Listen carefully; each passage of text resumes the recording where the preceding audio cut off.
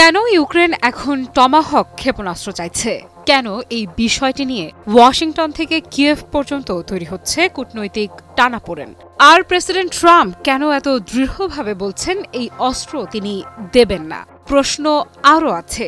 এটা কি কেবল যুদ্ধের কৌশল নাকি রাজনীতির বার্তা?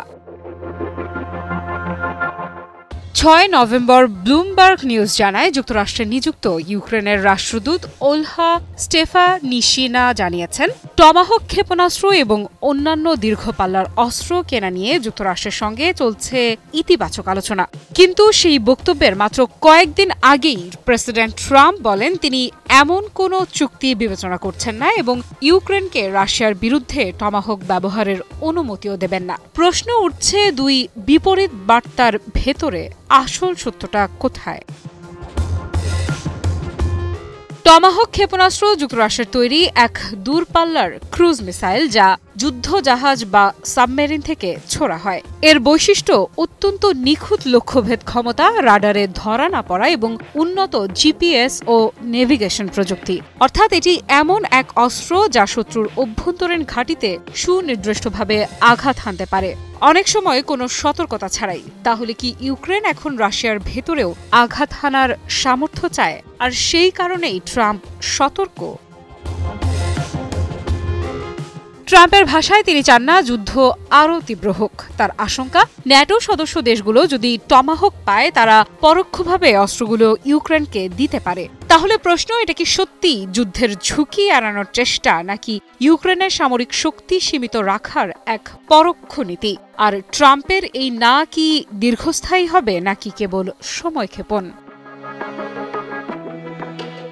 বিরোধপূর্ণ বার্তার মধ্যেই ইউক্রেনের দাবি স্পষ্ট, তারা লড়ছে অস্তিত্ব রক্ষার লড়াই। তাদের মতে দীর্ঘ পাল্লার অস্ত্র ছাড়া প্রতিরোধ অসম্পূর্ণ।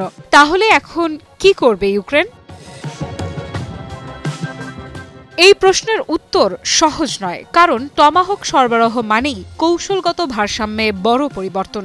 রাশিয়ার গভীরে আঘাত হানার সামর্থ্য ইউক্রেনের হাতে গেলে প্রতিক্রিয়া আসবে নিশ্চিতভাবে। তাহলে কি এই আশঙ্কাই ট্রাম্পকে থামিয়ে রেখেছে, নাকি তিনি কেবল দেখাতে চাইছেন তার প্রশাসন যুদ্ধ নয় শান্তির পথে হাঁটছে?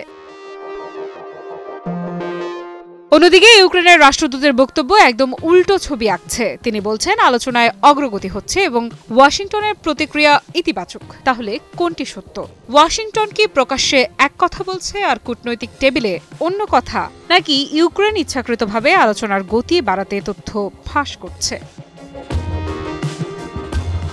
টমাহক ইস্যুটি এখন শুধু অস্ত্র কেনাবেচার প্রশ্ন নয়, এটি এক বৃহত্তর ভূ রাজনৈতিক প্রতীক। একদিকে রাশিয়া, অন্যদিকে যুক্তরাষ্ট্র, আর মাঝখানে ইউক্রেন এই সীমারেখায় দাঁড়িয়ে আছে, যেখানে প্রতিটি সিদ্ধান্তই হয় বাঁচা না হয় মরার সমান গুরুত্বপূর্ণ। তাহলে ট্রাম্পের না কি যুদ্ধ ঠেকানোর প্রচেষ্টা, নাকি শক্তির ভারসাম্য ধরে রাখার খেলা? এই প্রশ্নের উত্তর এখনো অনিশ্চিত। আফরিদা ইফরাত, নিউজ 24।